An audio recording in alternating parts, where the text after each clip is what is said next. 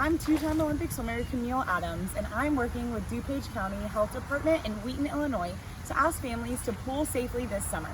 So let's talk about 3 ways that we can be safe around the water. Number 1, learn to swim and stay away from suction drains and pipes. Parents, it's so important that you teach your little ones how to swim. Number 2, never swim alone. An adult water watcher should always be next to the pool and focused on the swimmers.